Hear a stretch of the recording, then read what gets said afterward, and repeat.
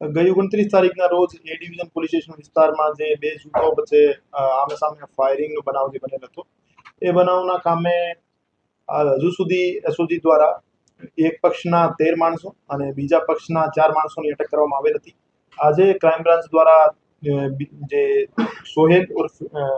સોહેલ ઉર્ફે ભાણો, શાહનવાઝ ઉર્ફે નવાઝ અને સમીર ઉર્ફે મુર્ગો આમ આ 3 માણસોની અટક કરી. તો આજની સ્થિતિએ 13 માણસો જે પેંડા ગેંગના અને મુર્ગા ગેંગના 7 માણસો, આમ આ ગુનાના કામે 20 માણસોની અટકાયત કરવામાં આવેલ છે.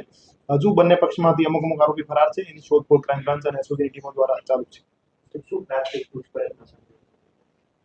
એમને હસ્તગત કર્યા પછી એમની ગહેન પૂછપરછ કરવામાં આવેલ હતી કે એમને હથિયાર કોણે સપ્લાય કર્યા હતા અને હથિયાર કોને આપ્યા હતા અને કઈ રીતે અહીંથી બનાવ બન્યા પછી ભાગ્યા હતા અને એને શરણ આપનાર કોણ હતો, એની ફાઇનાન્શિયલ ટ્રાન્ઝેક્શન, એની લોકેશન, એની મોબાઈલની મૂવમેન્ટ, આ બધી બાબતે ગહેન પૂછપરછ કરવામાં આવેલ હતી અને સાંજે એમને એસઓજીને હસ્તગત હેન્ડઓવર કરી દેવામાં આવેલ.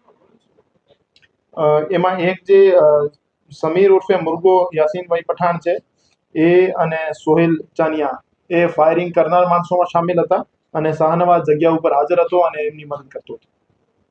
સાહેબ, આ લોકો ભારત છોડીને કઈ જવાની ફિરાકમાં હતા? ના, હજુ સુધી જે પૂછપરછ કરી એમાં એવી કોઈ માહિતી નહીં મળી કે દેશ છોડવાની એમની કોઈ પ્લાનિંગ. સાહેબ, ક્યાંથી ચડભાઈ અન્ય રાજ્યોમાંથી? ના, એની પકડવા માટે ટીમ અમારી રાજસ્થાન અને ઉત્તર પ્રદેશ ગઈ હતી પણ ત્યાંથી સફળતા નહીં મળી હતી.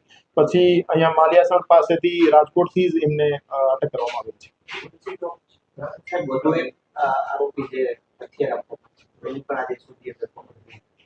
એસઓજીએ જે સંજયસિંહ ઝાલાને હથિયાર સપ્લાય કરનાર માણસ હતા, ઋતુરાજસિંહ, એમની આજે અટક કરી છે અને એની પાસેથી એક દેશી તમંચો રિકવર કર્યો છે.